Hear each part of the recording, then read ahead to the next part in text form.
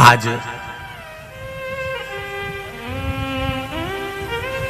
संपूर्ण देशवासियों को अनंग त्रयोदशी की बहुत बहुत बधाई हो। ये मेरे महादेव की वो त्रयोदशी है। इस त्रयोदशी पर आज सोम प्रदोष भी है। इस त्रयोदशी का मतलब अगर संसार के लोगों को मालूम पड़ जाए, ये केवल साल भर में एक बार आती है। महाराज, वर्ष में केवल एक बार मार्गशीर्ष मास के शुक्ल पक्ष की जो त्रयोदशी होती है, इसको अनंग त्रयोदशी कहते हैं।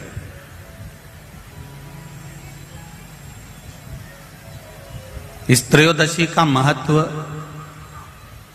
जिसके परिवार में पति पत्नी का झगड़ा होता हो, जहां अदालत तक बात पहुंच गई हो, या बेटियां मायके रह रही हो, पति कहीं दूसरी जगह रह रहा हो, या किसी पति का या पत्नी का स्मरण कहीं दूसरी जगह हो,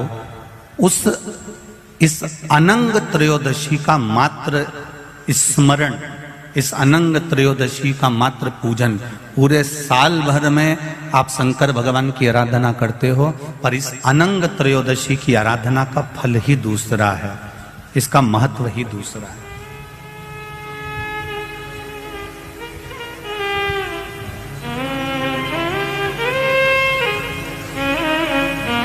अनंग त्रयोदशी,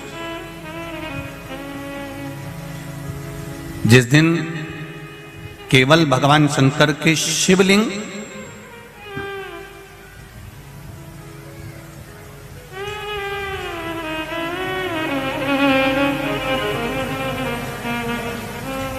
जैसे ये जलाधारी है माता पार्वती जी का हस्तकमल, ये शिवलिंग रखा हुआ है। ये जलाधारी में से पानी बहने का स्थान, बीच में मोटी सी लाइन जहां अशोक सुंदरी विराज रही है, राइट में गणेश जी, लेफ्ट में कार्तिकेय जी, और गोल जो भाग है वो माता जी का हस्तकमल है। और ये जो शिवलिंग रखा हुआ है, ये शिव का स्वरूप है। जहां पर भगवान शंकर का शिवलिंग रखा हुआ है, उस स्थान पर आज अनंग त्रयोदशी के दिन मात्र जिस पति पत्नी का आपस में बैर चल रहा हो, अदालत में झगड़ा चल रहा हो, विवाद चल रहा हो, आपस में प्रेम समाप्त हो गया हो, एक दूसरे का सम्मान करना भूल गए हो, बात बात में झगड़ा करते हो, जरा जरा सी बात में मन मोटाव हो जाता हो, वो केवल एक कच्चे दूध की मात्र उंगली को भिंगाकर अगर जहां शिवलिंग रखा हुआ है वहां पर केवल कामदेव रति शिव और पार्वती का नाम लेकर मात्र उस कच्चे दूध की मात्र उंगली ही फेर देते हैं, तो उन पति पत्नी का जिंदगी में कभी विवाद नहीं हो सकता और कभी गलत मार्ग पर वो जा नहीं सकते। ये अनंग त्रयोदशी की महत्वता है, आज की महत्वता।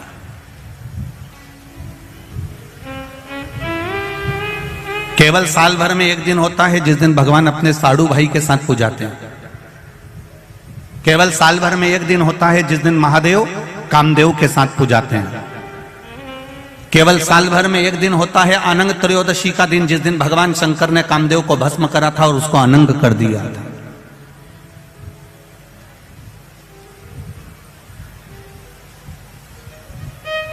और आज पूरे राष्ट्रवासियों को तो बड़ा प्रसन्नता का विषय है कि आपको अनंग त्रयोदशी के साथ में आज सोम प्रदोष का भी आनंद प्राप्त हुआ है। ये शिव की कृपा है, ये उसकी उदारता, ये उसकी करुणा। अनंग त्रयोदशी,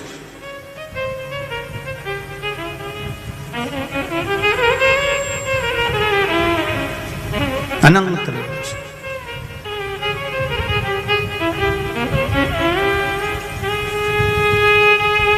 आज के दिन जो 35 साल के हो गए, 30 साल से ऊपर के हो गए, 42 साल के हो गए और जिनका विवाह नहीं हुआ है, वो बेलपत्री की मध्य पत्ती पर केवल कच्चा दूध लगाकर ही भगवान शंकर को समर्पित कर देते हैं। तो अगली जो अनंग त्रयोदशी आती है उससे पहले उसका मंगल विवाह हो जाता है। इतना महत्व है अनंग त्रयोदशी। अनंग त्रयोदशी का इतना महत्व है हमारे शास्त्रों में। महाराज, भगवान शिव ओगरदानी, त्रिकालदर्शी, कैलाशी, अविनाशी भगवान शंकर ने माता सती को खूब समझाया था।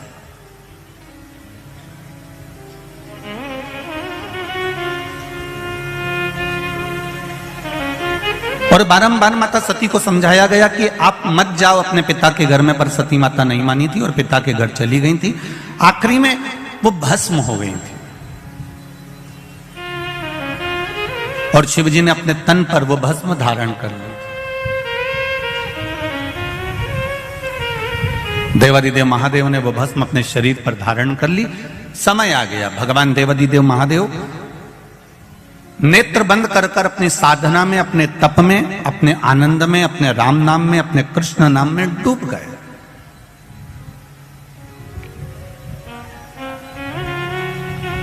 अब वो विचलित नहीं हुए। भगवान देवादिदेव महादेव का चित्त केवल राम में, कृष्ण में लग गया। नेत्र बंद हैं, साधना में लीन हैं, भगवान की विरल भक्ति में डूबे हुए हैं। उनको कोई मतलब नहीं कि संसार सागर में क्या हो रहा है। अब इसी बीच में जो शंकर भगवान ने भस्म शरीर पर धारण करी थी और भस्म शरीर पर धारण कर कर देवादिदेव जब चलकर आ रहे थे, उस मार्ग में चलते चलते चलते चलते देवादिदेव महादेव के सम्मुख में जब शिव जी केवल तप साधना करने के लिए बैठने जा रहे थे, तब एक असुर, एक राक्षस जन्म ले चुका था जिसका नाम था तारकासुर।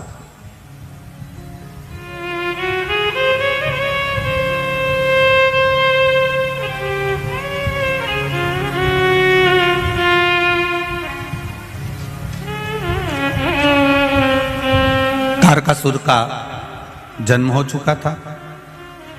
महाराज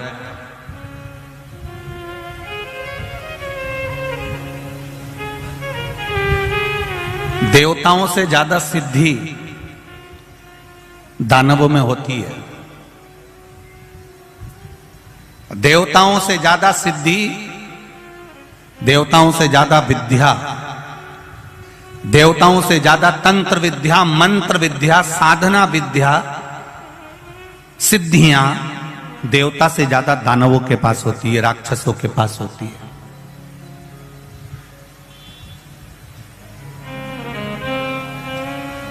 देवताओं के पास में कोई सिद्धि नहीं होती। देवताओं के पास में तो केवल विश्वास होता है परमात्मा के चरणारविंद का। एक दूसरे के प्रति देवताओं के मन में भरोसा होता है। इंद्रदेव का भरोसा है भगवान नारायण पर, नारायण का भरोसा है भगवान शिव पर, ब्रह्मा जी का भरोसा है नारायण पर, वायुदेव, पवन देव, ये जितने भी देवता हुए हैं, गरुण वरुण, जितने भी देवता होते हैं, इनका विश्वास जागृत होता है। देवताओं से ज्यादा सिद्धि दानवों के पास में होती है। उसके बाद भी तुम पूरे पुराणों को उठाकर देख लीजिए, सारे संसार को उठाकर देख लीजिए और जगह जगह जाकर देख लीजिए कि इतनी सिद्धि दानवों के पास में है, इतने मंत्र तंत्र दानवों के पास में है, इतनी सिद्धियां दानवों के पास में है, उसके बाद भी किसी जगह पर दानव की पूजन नहीं होती है। होती है तो केवल देवताओं की पूजन होती है, केवल देवताओं की पूजन होती है। क्योंकि शिव पुराण कहती है कि तंत्र मंत्र साधना, ये सिद्धियां, ये सारी जो सिद्धियां है, ये कुछ दिन की रहती है।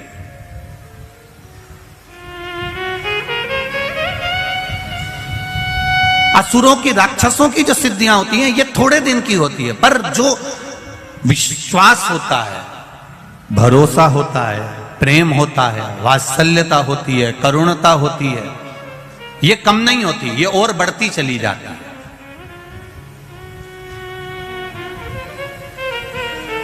आप जिससे स्नेह करते हो, प्रेम करते हो, विश्वास रखते हो, करुणा रखते हो, वात्सल्यता रखते हो। एक माता अपने पुत्र से प्रेम करती है, वात्सल्यता रखती है, करुणता रखती है, विश्वास रखती है, और बेटा कहीं चले जाए तो मां को नहीं दिखता तो बार बार विचार करती, कहां गया, वो दिख नहीं रहा।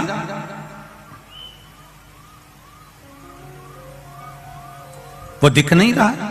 कोई कोई स्नेह जो करते हैं, प्रेम जो करते हैं, उसको देखने के लिए तड़पते हैं।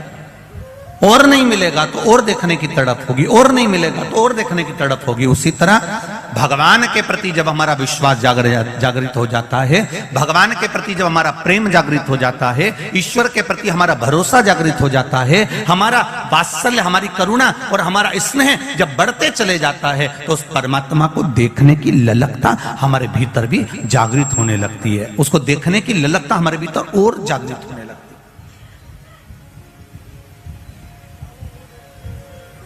उसको देखने का मन जागृत होने लगता है।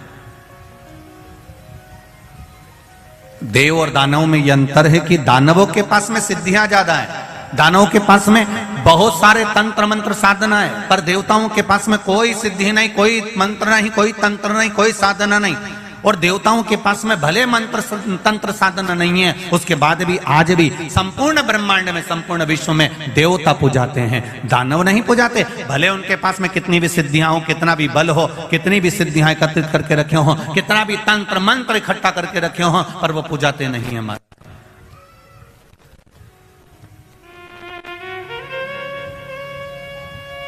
तारकासुर केवल असुरों में एक ऐसा था, तारकासुर ने यह विचार कर लिया कि मेरे पास में सिद्धियों की कमी नहीं है, मेरे पास में मंत्र तंत्र की कमी नहीं है, मेरे पास में बहुत सिद्धियां हैं, बहुत मंत्र तंत्र हैं, पर यह सिद्धियां मेरे किसी काम की नहीं है।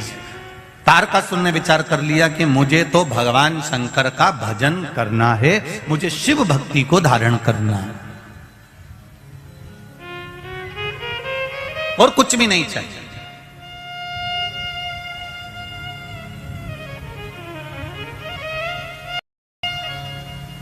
महाराज,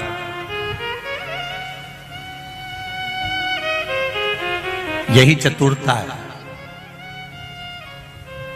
एक कील, एक हथौड़ी, हथौड़ा तुम लेकर आओ, कील ठोकी है, वो कील आड़ी टेढ़ी हो जाएगी, पर एक कारीगर आएगा और वो कील ठोकेगा तो वो कील आड़ी टेढ़ी होगी क्या? नहीं। कारीगर उसमें माहिर है, उसने कील उठाई और ठोकना चालू कर दिया, उसने देखा भी नहीं कील को, ठोकना चालू कर दिया और कील सीधी की सीधी लगी है, वो आड़ी टेढ़ी नहीं हुई है। वो आड़ी टेढ़ी होती ही नहीं है क्योंकि वो ठोक रहा है, तो उसमें कारीगरी जो है वो कील ठोकने में प्रबल है और वो ठोक रहा है। उसी तरह जैसे कील संसार का कोई व्यक्ति ठोक रहा है तो वो आड़ी टेढ़ी हो सकती है, पर कारीगर अगर ठोक रहा है तो वो सीधी ही लगेगी। उसी तरह आप इस मन को, इस चित्त को, इस वृत्ति को कहीं पर भी लेकर चले जाओ, पर किसी श्रेष्ठ कारीगर के पास में अगर पहुंच गए, किसी शिवालय में, किसी शिव महापुराण की कथा में पहुंच गए और वहां कोई कारीगर मिल गया तो इस मन को परमात्मा के चरणों में ठोक ही देगा, ये निश्चित है। ये इसकी श्रेष्ठता है।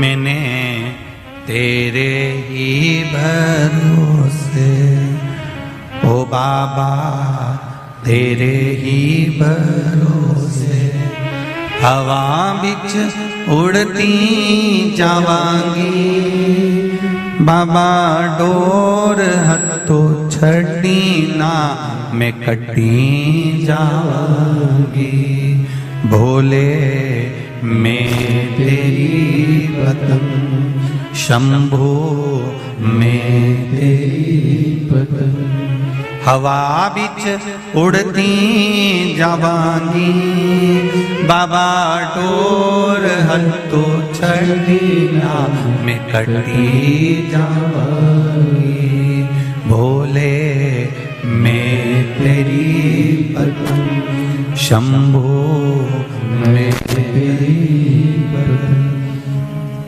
इस मन रूपी कील को किसी कारीगर के पास में, किसी देवालय में ले जाकर रख दो और अच्छा कारीगर मिल गया तो वो ठोकेगा। और फिर एक कील इधर उधर नहीं जाएगी। एक पत्र आया है, देखिए,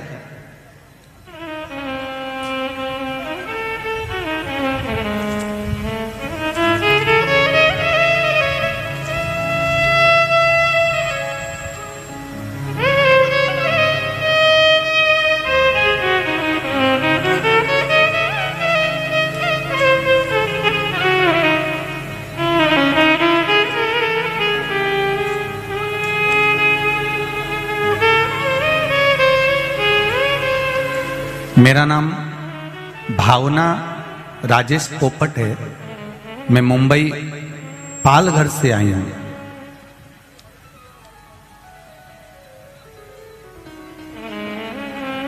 उन्होंने एक बात बहुत अच्छी लिखी है, मेरा नाम भावना राजेश पोपट है, मैं मुंबई पालघर से कथा में धोख लगाने आई हूं। मुझे हिंदी ठीक से लिखना बोलना नहीं आती है, तो क्षमा करना कहीं गलती हो तो। बेन श्री शिवाय नमस्तुभ्यं। जहां भी बैठी हैं, अगर कहीं बैठी हो तो दोनों हाथ हिला दीजिएगा आपके। जहां कहीं भी बैठे हो दोनों हाथ हिला दीजिएगा। कहीं बैठी हो तो जरूर हाथ हिलाइएगा। मैं बाबा क्या बखान करूं महादेव की कृपा का। मेरी बेटी जो परदेश में कनाडा में रहती है, उसे लेफ्ट साइड चेस्ट में गांठ हो गई थी, जिसे उसे बहुत तकलीफ होने लगी थी। वह अपना हाथ भी ऊपर नीचे नहीं कर पाती थी। तब उसने वहां डॉक्टर को बताया कनाडा में, तो डॉक्टर ने तुरंत ही उसकी जांच करी और जांच करने के बाद कहा तुम्हारे एक गांठ नहीं है, यहां 3-4 गांठ हो गई है। अब वह ज्यादा गंभीर हो गई थी। डॉक्टर ने उसे ऑपरेशन का कह दिया था। तब बेटी ने मुझे यह बात बताई, तो मैंने कहा सब तुम शिवजी पर छोड़ दो, दवाई ले, साथ में शंकर भगवान पर एक लोटा जल चढ़ाना प्रारंभ करो। पर जल चढ़ाती तो कहां चढ़ाती? वो जल कैसे समर्पित करती? महादेव सब कुछ ठीक करेंगे, मैंने उससे कहा। अब जल चढ़ाने कहां जाए? ना तो शिवजी का मंदिर है, ना वहां बेलपत्र है।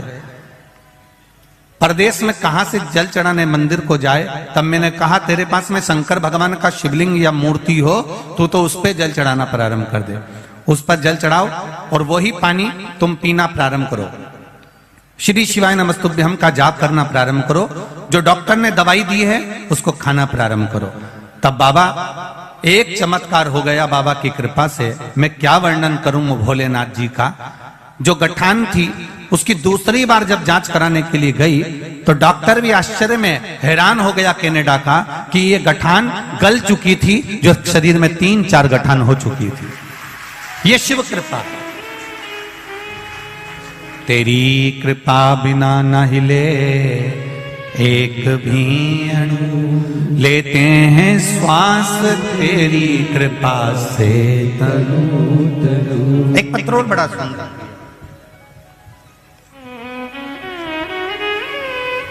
पहले तो बच्चे का फोटो देख लो आप। जितने लोग भी आस्था चैनल पर कथा देख रहे हैं, पहले इस बच्चे का फोटो देखें।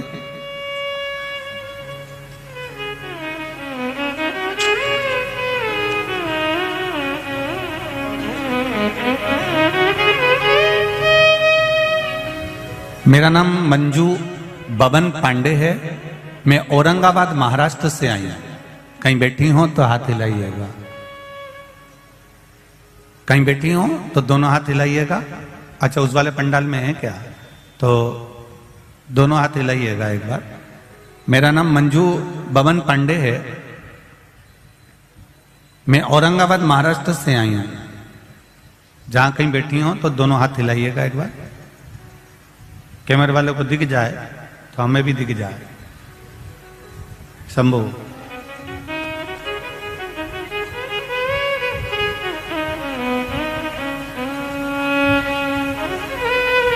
एक लोटा जल टीवी के सामने सुनी हुई कथा का क्या वर्णन करूं गुरुजी। मेरी 5 बेटियां हैं गुरुजी।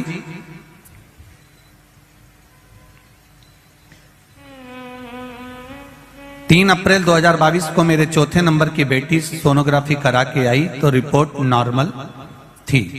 गुरुजी 11 अप्रैल 2022 को उसको दिक्कत शुरू हो गई और डॉक्टर ने उसकी डिलीवरी डेट 14 अप्रैल दी, लेकिन उसको दिक्कत 11 को शुरू हो गई और अपने यहाँ रामनवमी के यज्ञ में बैठी थी। 4 बजे हम उसे लेकर हॉस्पिटल लेकर गए, उसका ऑपरेशन शुरू किया। लेकिन गुरुजी जब उसके बच्चे को निकाला गया तब बच्चा रोया नहीं, उसके श्वास में तकलीफ हो गई और उसमें कुछ भी ऐसा नहीं था कि वो हिल रहा था। डॉक्टर ने फेफड़ों में दिक्कत बता दी, ऐसा कहा इसको तुरंत दूसरे हॉस्पिटल में ले जाओ। हम एक हॉस्पिटल छोड़कर दूसरे हॉस्पिटल में 6:30 से लेकर 7:30 तक हॉस्पिटल घूमते रहे, पर कोई झेलने को तैयार नहीं था, क्योंकि बच्चा रोया भी नहीं था, श्वास भी नहीं थी। हर तरह से हम परेशान हो गए। तब श्री शिवाय नमस्तुभ्यम का जाप करना प्रारंभ करा। मैंने अपने तीसरे नंबर की बेटी से कहा कि तुम जाओ और शिव जी पर 1 लोटा जल चढ़ाओ और वो जल लाकर तुरंत दो। बेटी ने जल लाकर शंकर भगवान का चढ़ाया हुआ जल लाकर दिया और बाबा की कृपा से, शिव की कृपा से वो जल हाथ में लेकर जब फेरा गया, बाबा की कृपा से बच्चे ने 11:30 पर रोना प्रारंभ करा और बाबा की करुणा ऐसी हुई कि वो बच्चा अब स्वस्थ है। उसका फोटो भी लगाया है गुरुजी, और जिस समय वो हालत गंभीर थी उस समय भी लगाया है। उसकी सारी रिपोर्ट लगा रही हूं उस बच्चे की कि उसके फेफड़े आदि कुछ भी काम नहीं करते थे, यहां तक उसके एक्सरे आदि सब लगाए गए हैं, पूरी रिपोर्टें लगाई गई है। गुरुदेव, ये शिव शंकर का भरोसा और विश्वास है जो आज मेरी गोद में मेरा बाबा का प्रसाद है। ये शिव कृपा। हर हर शिव भक्ति में भगवान शंकर की अविरल भक्ति का जो सुख है, भगवान शिव की अविरल भक्ति का जो आनंद है, वो आनंद कोई साधारण नहीं। बैठिए बहन, जहां कहीं भी अब बैठ जाइए। श्री शिवाय नमस्ते। ये आनंद भक्ति का एक सुख है, विश्वास, भरोसा, दृढ़ता। फिर निवेदन करूंगा, देवों से ज्यादा बल दानवों में है, देवों से ज्यादा सिद्धियां दानवों के पास में है, देवों से ज्यादा तंत्र मंत्र साधना दानवों के पास में है। उसके बाद भी पूरे संसार में, पूरे विश्व में कहीं दानव की पूजन नहीं होती। क्यों? क्योंकि हमारी भारत भूमि जो है वो विश्वास, श्रद्धा और भरोसे के साथ जीती है। हम जितना प्रेम, वात्सल्य, करुणता परमात्मा के चरणों में रखते हैं, उतना सुख हमारे जीवन में हम प्राप्त कर लेते हैं, उतना सुख हम प्राप्त करें।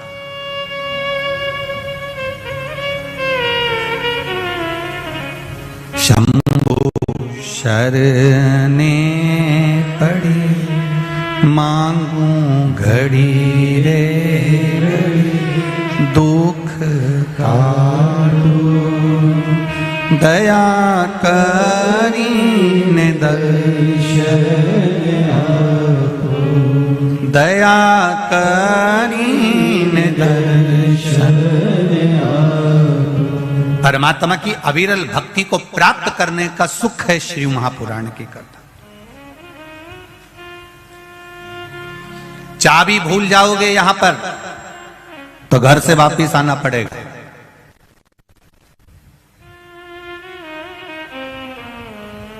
एक बात बहुत ध्यान लगाकर सुनना, चाबी की याद कब आती है? जब घर पर, जम के बोलो जरा, पहुंच गए। चश्मा भूल गए, चश्मे की याद कब आती है? जब कुछ पढ़ते से।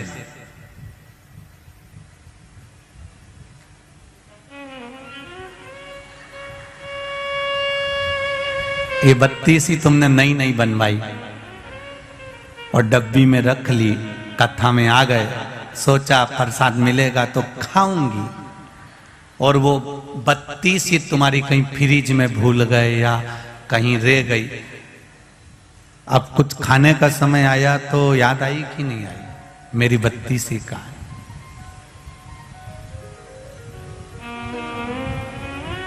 घर जाकर चाबी की याद आती है, पढ़ते समय चश्मे की याद आती है, खाते समय बत्ती सी की याद आती है, और मरते समय शिव की याद आती है।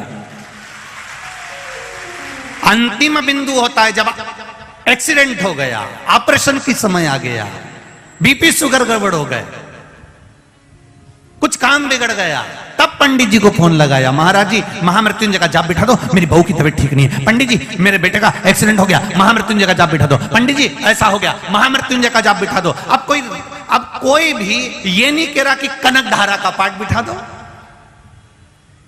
श्री सूक्त या पुरुष सूक्त का पाठ बिठा दो।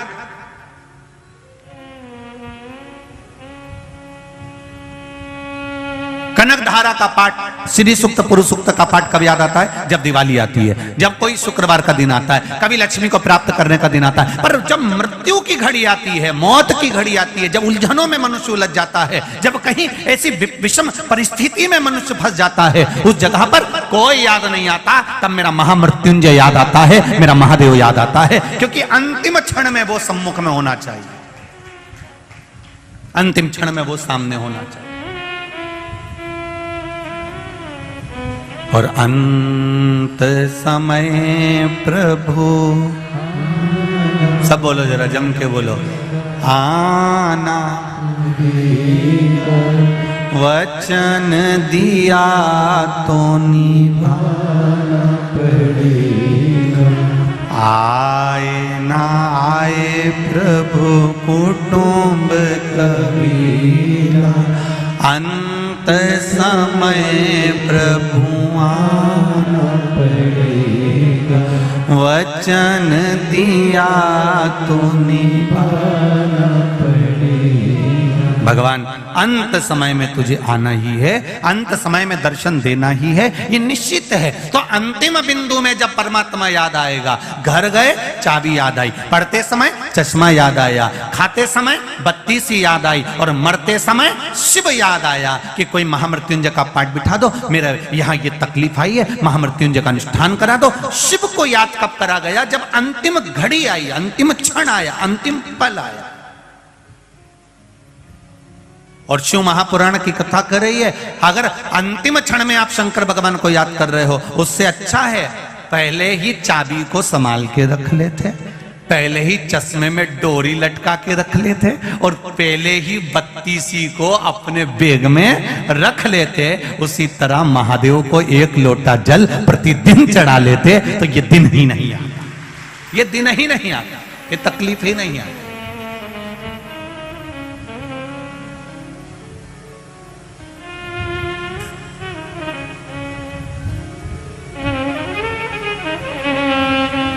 तारकासुर प्रकट हो गया, तारकासुर को लगा, तारकासुर को यह ज्ञात हुआ कि मुझ में बल बहुत है, मैं सब कुछ कर सकता हूं, मेरी सामर्थ्यता बहुत कुछ करने की।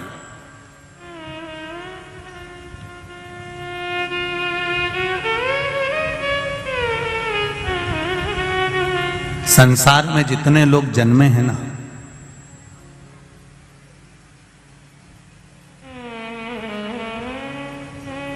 संसार में जितने लोगों का जन्म हुआ है ना, कोई साधारण नहीं,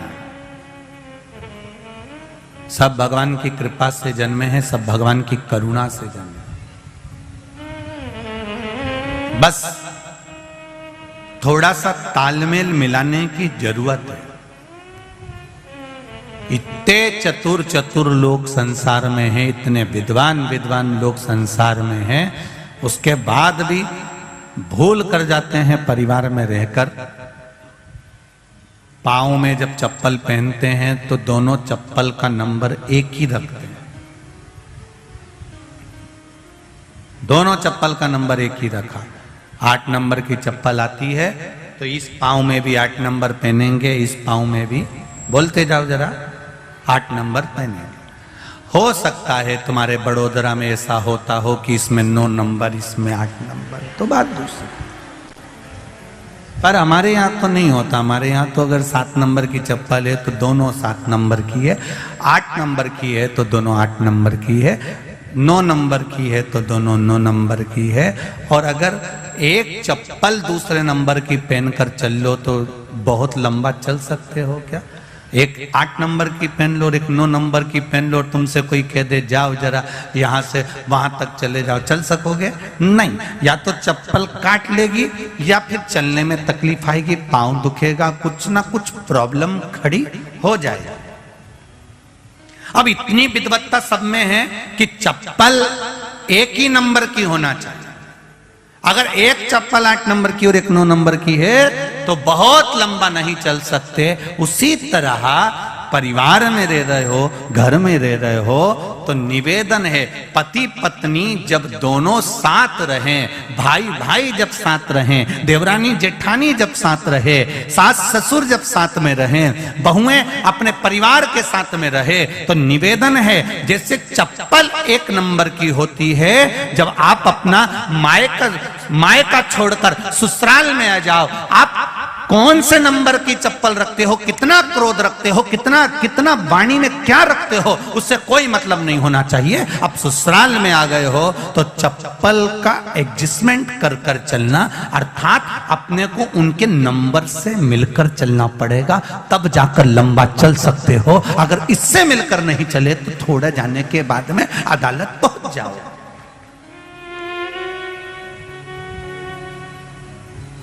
आज के जमाने में सबसे ज्यादा अगर विडंबना है तो ये विडंबना सबसे बड़ी खड़ी होती है। थोड़े दिन तक संबंध रहता है, थोड़े दिन के बाद अदालत में पहुंच जाता।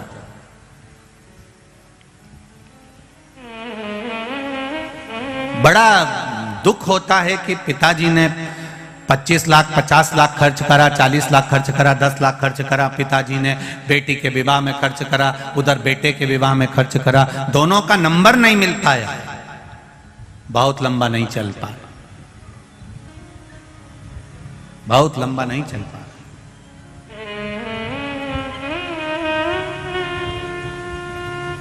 उसको मिलाने का प्रयास करिए।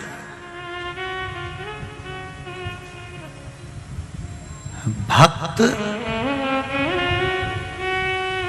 जितना भगवान के मंदिर जाता है, भक्त जितना भगवान के द्वार जाता है, लोग कहते हैं कि भक्त भगवान के द्वार गया, भगवान के मंदिर गया, पर शिव पुराण कहती है भक्त जितना भगवान के द्वार जाता है उससे दुगना भगवान भक्त के द्वार पर खड़ा जाता है। वहां खड़ा मिलता है, उसके द्वार पर जाता है। कितना सुंदर कहा है, बछड़ा गाय के पीछे चलता है, पत्नी पति के पीछे चलती है। अब अभी का तो हम नहीं कह सकते, पर पहले का नियम था।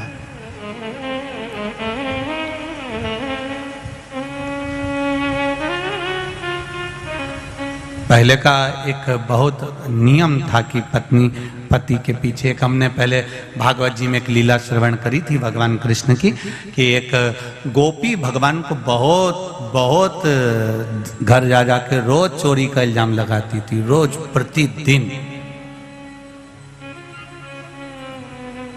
रोज चोरी का इल्जाम लगाए। यशोदा जी ने भी कह दिया, जिस दिन तुम मेरे लाला को पकड़ कर बता दोगी ना, उस दिन गारंटी है मेरा बेटा चोर नहीं हो सकता।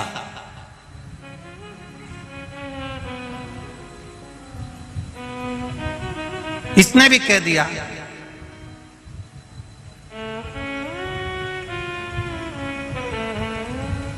अगर मैंने भी तेरे बेटे को, तेरी औलाद को अगर पकड़ कर नहीं बताया तो मेरा नाम भी कमलाबाई नहीं। अब जो भी उसका नाम होगा उस समय पर, मेरा नाम भी ये नहीं। अब इतनी शर्त लगा के चली गई। यशोदा जी ने अपने लाला को गोदी में लिया और गोदी में लेकर यशोदा जी बोली, कनुआ तेरे से एक निवेदन करूं मैं? हाँ मैया बोल। लाला तू उस गोपी के यहां कभी मत जाना, वो हमेशा तेरे पर इल्जाम लगाती और मेरे सामने नाक लगा कर आई है बहुत, और कह रही थी मैं पकड़ के बताऊंगी। कन्हैया बोले ठीक है मैया, मैं तो किसी के घर जाता ही नहीं हूं और तूने इतना कह दिया तो अब तो और नहीं जाऊंगा।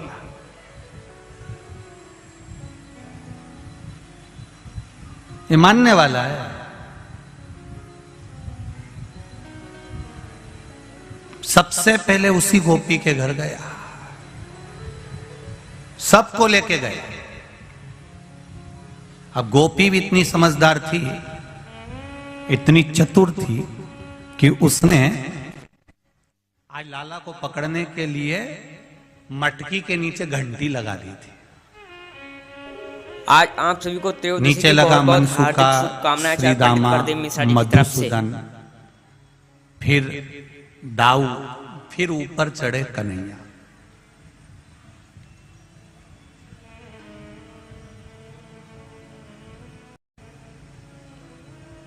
अब नीचे जो मनसुखा लगा था उसको छींक आ रही थी। अब उसके हाथ जो थे वो घुटने पे थे। अब वो अगर हाथ हटाता और नाक पकड़ लेता तो छींक नहीं आती, परंतु वो हाथ घुटने पे थे और सबसे नीचे वो ही था और उसको आ रही छींक, और ये कन्हैया सबसे ऊपर। अब इसने मटकी को तो पकड़ लिया और घंटी को भी पकड़ लिया। इसको मालूम है घंटी बजेगी, तो उसने घंटी को भी पकड़ लिया। इतनी देर में जो नीचे था मनसुखा, वो छींक दिया, और छींका तो ये सब धड़ धड़ धड़ धड़ नीचे। अब ये सब तो नीचे आ गए, वो अकेला टंगा है। अब उसका एक हाथ नीचे आ गया कन्हैया का, और घंटी टन टन बोलना चालू करी। सब भग गए, अकेला टंगा ऊपर, अकेला। अब वही काकी आ गई, वही गोपी, और आते से ही बोली, आज पकड़ाया बेटा, तेरी मां खून नाक लगाए, मेरा बेटा चोरी नहीं करता। अब देख, अब उतर तू नीचे, जल्दी उतर। काकी कैसे उतरू? काकी बोली जैसा चढ़ा था। कन्हैया बोले चढ़ते समय तो और भी नीचे लगे थे। अरे नीचे उतर जा। नहीं उतरू काकी, मेरे से ऐसे उतरते नहीं। अरे कूद जा, लग जाएगी, मैं नहीं उतरू। एक काम करना काकी, तू मेरे नीचे लग जा। काकी ने कहा मैं नीचे लगूंगी, तू मुझ पे पांव रखेगा तो क्या हुआ? काकी बोली मेरी उम्र देख रही है?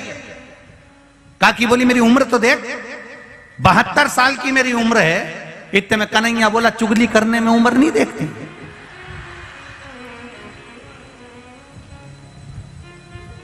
काकी ने बोला मैं लग जाती हूं, तो धीरे से उतरना हो, देख मेरा बुढ़ापे का ध्यान रखना हो। अब कन्हैया ने काकी के कंधे पर पांव रखा, मटकी को पकड़ा। अब कन्हैया एक पांव इधर करे, एक पांव इधर करे, फिर इधर करे, फिर इधर करे। काकी यूं होए, तो इतने में काकी चिल्लाई, क्या कर रहा है, उतरता क्यों नहीं है? कन्हैया बोला काकी ऐसो लग रहा हो जैसे सावन के महीने में हिंडोला झूल रहा। काकी बोली आग लगे तेरे हिंडोले को, नीचे उतर। तब कन्हैया ने छोटी मोटी पकड़ के नीचे उतरा, और काकी ने उसको पांव में दमोच लिया। अब काकी तो कंगा कर रही थी, बाल बा रही थी, पूरा बाल खुला हुआ था उसका, और इसने कन्हैया को पांव में दमोच लिया। और जल्दी से काकी ने कहा आज पकड़ाई में आया है, अब तेरी मैया खून नाक लगाती थी, मेरा बेटा चोरी नहीं करता, चोरी नहीं करता, आज दिखाऊंगी तेरे को, ले जाके तू चल तो सरी। और कन्हैया को पांव में दमोच लिया काकी ने, और जल्दी से चोटी करने लगी। अब चोटी करने में समय लगता है, अब चोटी करने में समय लगे, तो उसने क्या करा, फिर चोटी नहीं करी। फिर जैसे गुजरात की मेरी बहन क्या करती है,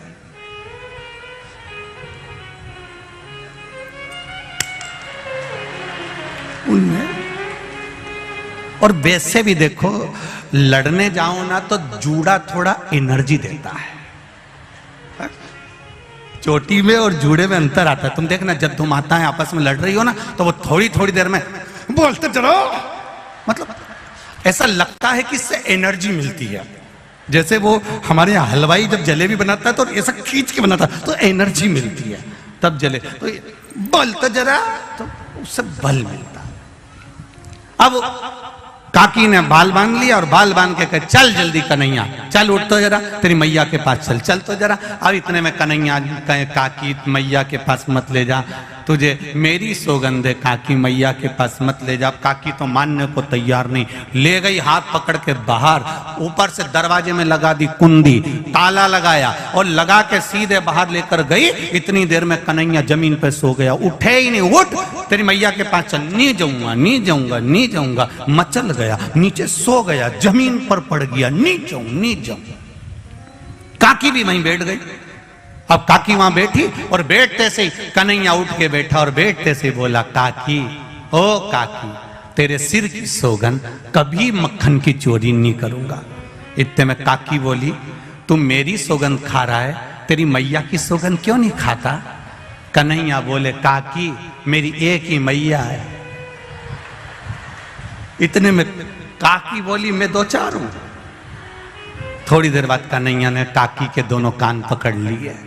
खुद के कान पकड़ने की जगह काकी के पकड़कर बोला, काकी तेरे कान पकड़ के क्षमा मांगता हूं, कभी चोरी नहीं करूंगा। काकी बोली, पहले तो मेरे कान छोड़। क्षमा मांगने के लिए खुद के कान पकड़ते हैं और तू मेरे पकड़ रहा है? काकी ने नहीं सुना, हाथ पकड़ा लेके चली। चलते चलते चलते चलते आगे में और सामने चलते हुए चौराहे पर मार्ग से जैसे ही जा रही थी, इतनी देर में इसका जो ससुर वहां बैठा हुआ था, उस ससुर ने बहू को देख लिया। बहू को देखा, उसके पास में आ गया। आते से बोला, बहू कहां जा रही है? कहीं नहीं, इस कन्हैया को लेकर जा रही हूं, इसकी मैया को दिखाने के लिए। अब ससुर इधर, बहू का मुंह इधर, इतना घूंघट कर लिया, इतना घूंघट। अब पहले का नियम था, ससुर और सास के सामने बहू अपना मुख नहीं खोलती थी। अब आज का जमाना तो बड़ा विचित्र हो गया, अब क्या बोलूं इसका। पहले इतना घूंघट, तुम बहेड़िया परिवार में देखना उनकी दादी जी को, अभी भी बैठी है तो इतना ही डाल के बैठी। तुम देखो जरा, आप देखोगे तो माताओं को देखिए, उनके बहेड़िया परिवार की इतना इतना घूंघट तो आज भी लेकर बैठी हुई है। अब पहले का जमाना था, इतना पल्लू लेकर बैठते थे। पहले का जमाने में इतना चलता था, फिर धीरे धीरे इतना आया, फिर इतना, फिर इतना, फिर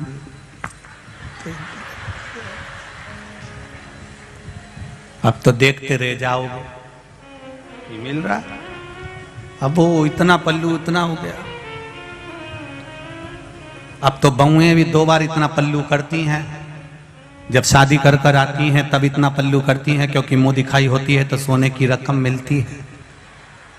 और बहुएं दूसरी बार इतना पल्लू जब करती है कि जब घर में कोई बुढ़ा बुढ़ी डोकरा डोकरी मरता है, कोई बुजुर्ग मरता है, तब इतना पल्लू करती है, क्योंकि आंख में आंसू तो एक भी नहीं आते, बस घूंघट रख के डिजाइन में चिल्लाती रहती है। आंख में आंसू तो आता नहीं। अब इधर ससुर खड़ा, इधर बहू ने मुंह कर लिया, कन्हैया का हाथ पकड़िए और हाथ पकड़ कर लेकर जा रही, इसकी मैया को दिखाने जा रहे हैं। इतने में कन्हैया ने कहा, मैया काकी बहुत प्यास लग रही है, पानी पियान दे। ससुर ने कहा, बेटा छोटा सा बच्चा है, पानी पियान दे। जो कन्हैया का हाथ छोड़ा पानी पीने के लिए ससुर के कहने पर, जल्दी आ। कन्हैया जैसे ही आया, उसने कहा, काकी चल। काकी बोली, हाथ पकड़ा, इन्हें लवना ससुरा जी का पकड़ा दो, ले। अब ससुर का हाथ पकड़कर काकी जो चली, और ससुर को काटे खून नहीं, भरे चौराहे पर, भरे चौपाल पर बहू ने मेरा हाथ पकड़ लिया। गुस्से में लाल हो गया ससुर, बोला कुछ नहीं। किसी किसी को 2 तरह का गुस्सा आता है। एक गुस्से में व्यक्ति बड़बड़ करके बोल देता, गाली दे देता, अपशब्द कर देता, कुछ भी कह देता। दूसरे गुस्से में व्यक्ति कुछ कहता नहीं, अंदर ही अंदर बस घुड़राता रहता। ससुरे को वही गुस्सा आया था और कन्हैया ने कह दिया, चल काकी, और ये बुढ़े का हाथ पकड़कर चली। और चलते से बोली, क्यों रे तेरा हाथ इतना जाड़ा कैसे हो गया? इतने में कन्हैया बोला, पानी पिया ना इसलिए जाड़ा हो गया, और लेके चली। और जैसे ही यशोदा जी के यहाँ दरवाजे पर पहुंची, ससुर तो गुस्से में लाल था, कन्हैया अंदर पहुंच गया खिड़की में से। इसने दरवाजा बजाया, यशोदा, ओ यशोदा, यशोदा, ओ यशोदा। यशोदा जी निकल कर आई। जो ससुर जी को देखा तो यशोदा जी ने मैं पल्लू कर लिया कि घर का गांव का बुजुर्ग है। यशोदा जी ने पल्लू करा और गांव के बुजुर्ग को देखकर जैसे ही पल्लू करा तो यशोदा जी ने पूछा, क्या बात है गोपी? गोपी बोली, देख मैं तेरे कन्हैया को पकड़ कर लाई हूं, दे 2-4 धड़के। इतने में ससुर जी ने सोचा, बताओ मेरी बहू मुझे कुटवा रही, रुक जा। इतने में यशोदा जी ने पल्लू लेकर कहारी, अरे पलट के तो देख ले कौन को पकड़ के लाई है। इतने में सखी बोली, तू मारे कि मैं मारूं? ससुर ने कहा, मेरी बहू मुझे मारेगी? आज देखो ही सरी। ससुर खड़ा और इतने में यशोदा जी बोली पीछे पलट तो सरी। जो यशोदा जी ने कहा और सखी ने पलट कर देखा तो ससुर को देखकर रो पड़ी, पिताजी तुम कहां से आ गए? इतने में मैं तो कन्हैया को पकड़ कर लाई थी। ससुर जी ने कहा तू घरे तो चल, तुझे बच्चे में और बुढ़े में अंतर नहीं टिपे, तू घरे आ, घर आ। इतने में कन्हैया अंदर से आंख मलता मलता आया, मैया क्या हो गया? इतने में यशोदा जी बोली ये गोपी तो पागल हो गई। यशोदा जी अंदर गई, कन्हैया बाहर निकल के ठोड़ी पे हाथ रखकर बोला कैसी है? जो कन्हैया ने कहा, इतने में तो गोपी बोली तू रुक जा रही, एक बार अब की बार पकड़ाई में आ गया ना, पुदीना की चटनी नहीं बनाए, ऐसी तेरी चटनी नहीं बनाई तो मेरा नाम गोपी नहीं। इतने में कन्हैया बोला पहले घरे जा, घरे तेरा खसम तेरी ऐसी चटनी बनाएगा, तेरा पति तेरी चटनी बनाएगा, तू जा। और ये गोपी घर गई। ससुर जी रात को बैठे हुए थे, गोपी ने कहा उनसे मत कहना। ससुर जी ने कहा जाओ अपने कमरे में। रात को ससुर जग रहा, पति आ गया इसका। पति ने पूछा पिताजी आज आपको नींद नहीं आ रही? बाबूजी, दाई जी आज आपको नींद नहीं आ रही? भाऊ आप आज नींद नहीं आ रही? इतने में ससुर जी ने कहा जिस घर में ऐसी बहू हो कौन ससुरे को नींद आएगी, बता तू क्या हुआ? रास्ते में से मेरा हाथ पकड़ कर यशोदा जी क्या ले गई और क्या क्या मारो, और क्या क्या मैं कन्हैया को पकड़ के लाई थी। इतने बुढ़े में इसको कन्हैया दिख रहा है। बेटे ने तुरंत अपने पिताजी से कहा पिताजी ये देखो। पिताजी बोले बेटा ये क्या हो गया? पिताजी रात को पानी पीने उठा था, इसने डंडा उठा के मेरे को जो दिया धर के। मैंने पूछा किसको मार रही? तो क्या कन्हैया को मार रही? बताओ, इसको पति में कन्हैया दिखे पिताजी, इसको ससुर में कन्हैया दिखे, इसको हो क्या? ससुर ने कहा बेटा मुझे लग रहा है इसको कोई हवा मवा लग गई, अब वो निकलेगी कैसे? तो उन्होंने कहा एक काम करो, वृंदावन जाते हैं तो वहां पर एक बाबा बैठा है काली कामल ओढ़ के, उसको लेकर आए। इतने में कन्हैया जी के पास में मनसुखा ने जाकर कह दिया वो गोपी का पति जा रहा है बाबा जी को लेने। कन्हैया ने माखन की मटकी उठाई, बाबा जी को दे दी, बाबा की काली कामल ओढ़कर कन्हैया बैठ गया।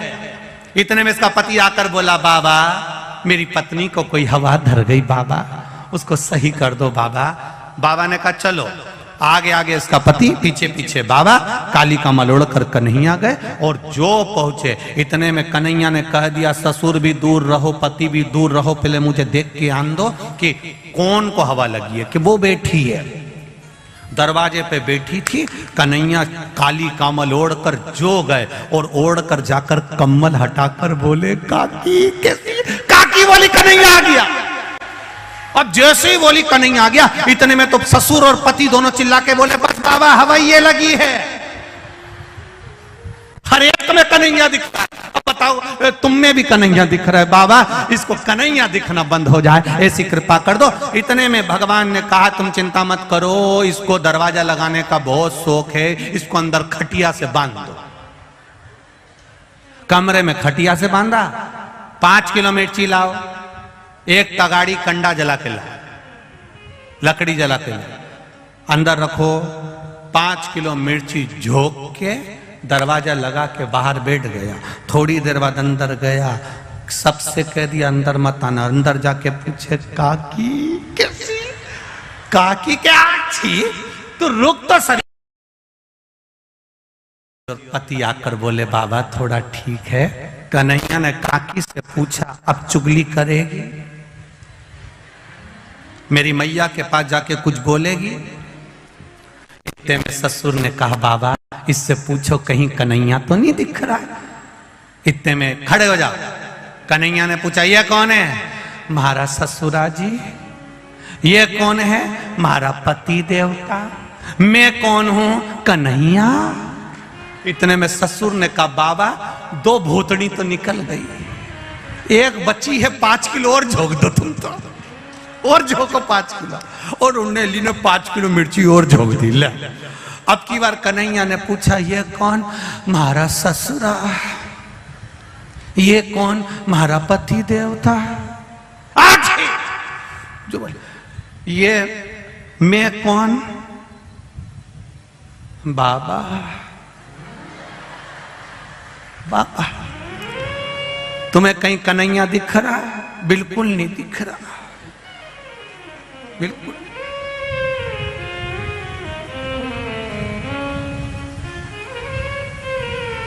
कोई वजह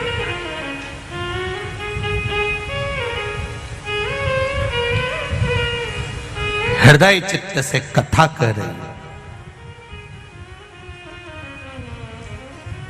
भगवान को पाने का एक तरीका, गोपियों के रोम रोम में श्याम है, हनुमान जी के रोम रोम में राम है, और जल चढ़ाने वाले के रोम रोम में महादेव है। उसकी भक्ति का बल बड़ा होना चाहिए, और जब भक्ति का बल बड़ा होता है तब भगवान को प्राप्त करने का तरीका बदल जाता है। गोपियों को भगवान के प्राप्त करने का तरीका बदलना पड़ा। हनुमान जी महाराज पहली बार राम जी से मिले थे, उन्होंने भगवान को प्राप्त करने का तरीका बदल लिया। संत ब्राह्मण का रूप रखकर राम जी के पास जाकर परीक्षा ले लेते, तरीका बदला। भगवान को पाने का भी तरीका बदल लिया।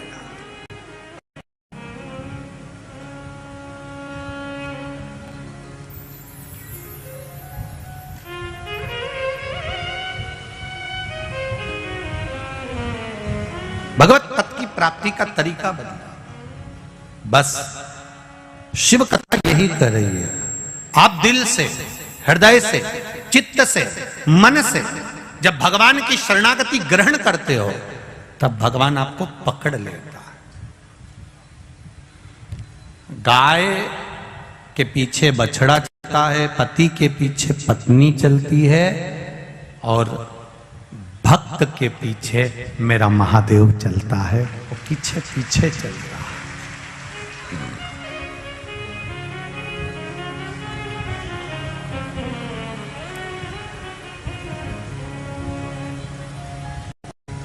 भक्त के पीछे भगवान चल रहा। और जब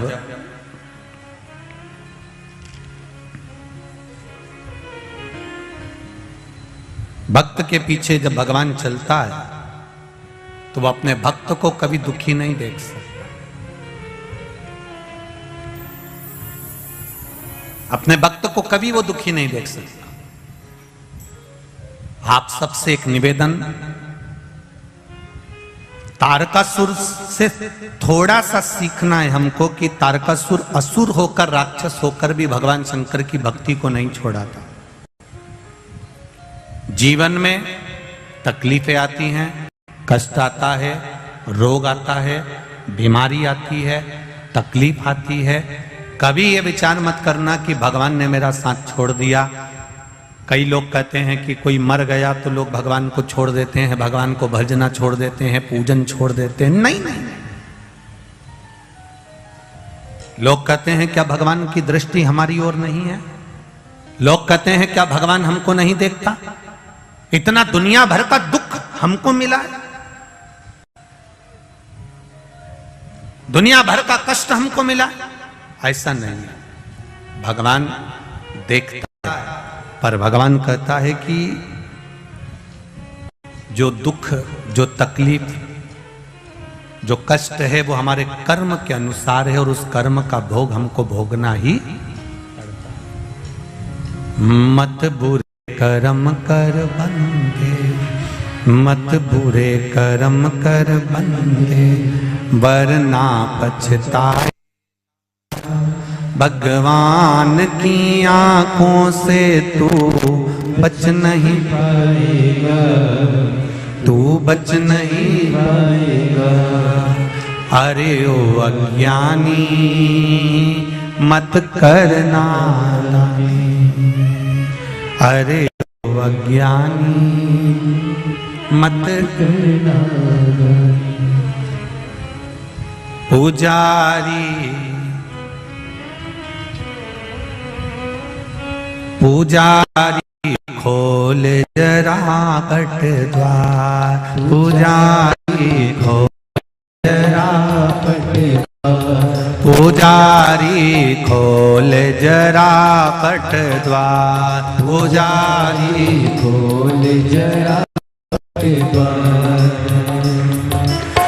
बंद कोठरी में है बेटा, बंद कोठरी में है बेटा, बंद कोठरी में है बेटा, बंद कोठरी में है बेटा। बाबा महाकाल सरकार, पुजारी पुजारी पुजारी खोल जरा पट द्वार, पुजारी खोल जरा पट द्वार, पुजारी खोल जरा पट द्वार, पुजारी खोल जरा पट द्वार। भाव से दोनों हाथों से ताली से बजते हुए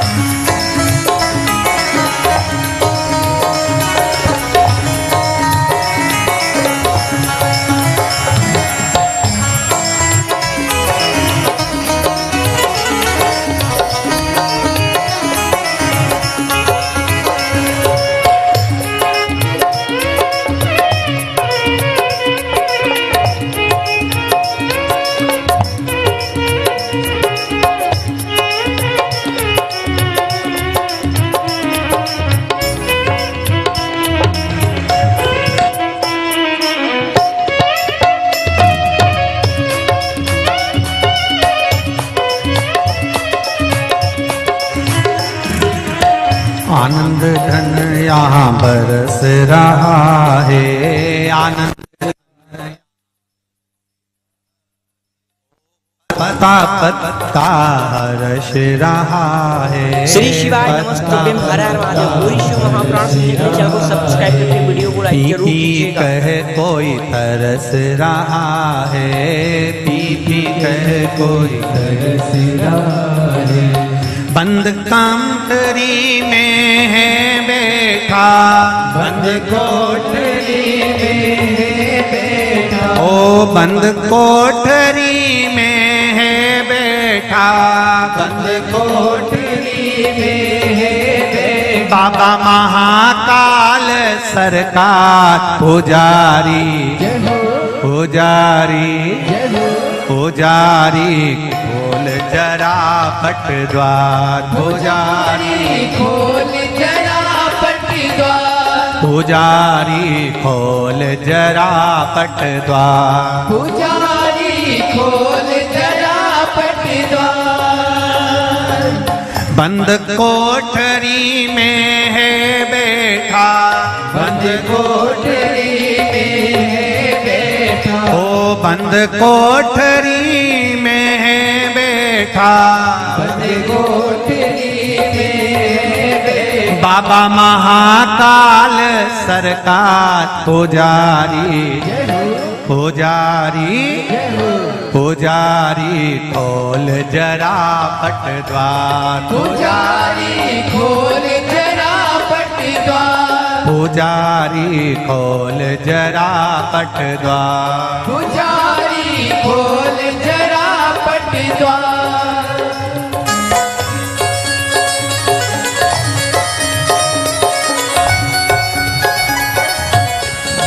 हरि बोल।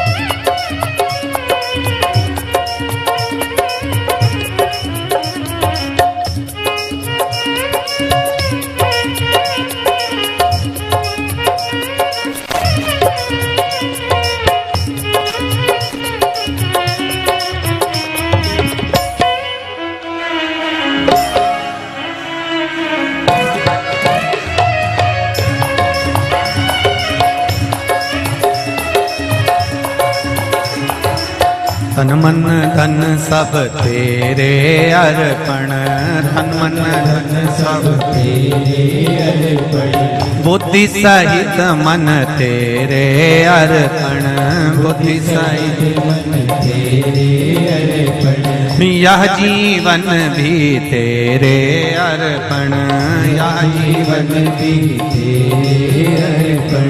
बंद कोठरी में है बैठा, बंद कोठरी में है बैठा, ओ बंद कोठरी में है बैठा, बंद कोठरी में है बैठा, बाबा महाकाल सरकार पुजारी पुजारी पुजारी खोल जरा पट द्वार, पुजारी खोल जरा पट द्वार, पुजारी खोल जरा पट द्वार, पुजारी खोल जरा पट द्वार।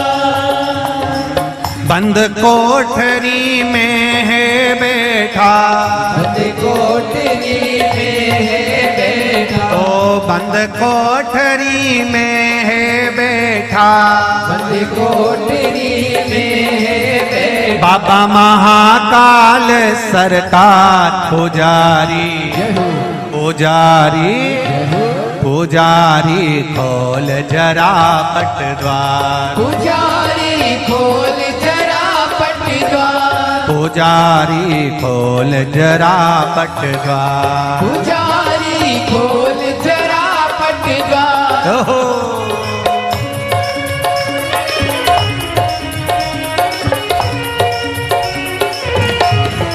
बोले शंभो।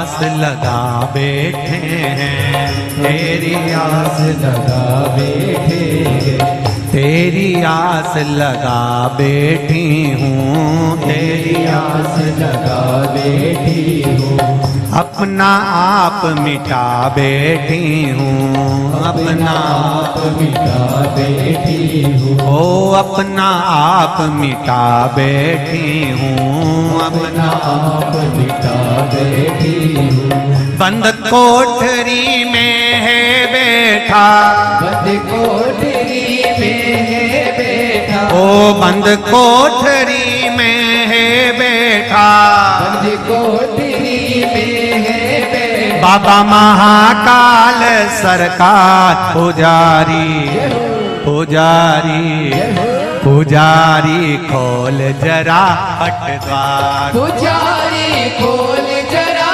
पट द्वार, पुजारी खोल जरा पट द्वार, पुजारी खोल जरा पट द्वार, पुजारी खोल जरा पट द्वार, पुजारी खोल जरा पट द्वार, बंद कोठरी में है बैठा, बंद कोठरी में बैठा, ओ बंद कोठरी में है बैठा, बंद कोठरी में बैठा, बाबा महाकाल सरकार पुजारी, पुजारी, पुजारी खोल जरा पट द्वार, पुजारी खोल जरा पट द्वार, पुजारी खोल जरा पट द्वार, पुजारी खोल जरा पट द्वार, पुजारी खोल जरा पट द्वार, पुजारी खोल जरा पट द्वार, पुजारी खोल जरा पट द्वार, पुजारी खोल जरा पट द्वार, हार हार अपने स्थान पर बैठकर बाबा देव अधिदेव महादेव से प्रार्थना करें, भगवान शिव से अपने हृदय की बात भगवान देव अधिदेव महादेव से कहें। महाराज आज अनंग त्रयोदशी सोम प्रदोष भाव के साथ में देवाधिदेव महादेव से प्रार्थना करें और अपने हृदय की बात बाबा देवाधिदेव महादेव से कहें। बड़े भाग्यशाली हैं आप सब, जितने लोग आस्था चैनल पर कथा सुन रहे हैं, फेसबुक यूट्यूब पर श्रवण कर रहे हैं, और जितने लोग बड़ोदरा के इस पावन पंडालों में बैठकर कथा को श्रवण कर रहे हैं, बड़े भाग्यशाली हैं आप जो आज अनंग त्रयोदशी के दिन सोम प्रदोष के दिन बाबा देव अधिदेव महादेव की पावन कथा में भगवान शिव से अपने दिल की बात कहने का सौभाग्य मिला है। सब जितने लोग टीवी के सामने, जितने लोग मोबाइल के सामने सुन रहे हैं, दिल से कहें बाबा से प्रार्थना। श्री शिवाय नमस्तुभ्यं, श्री शिवाय नमस्तुभ्यं, श्री शिवाय नमस्तुभ्यं,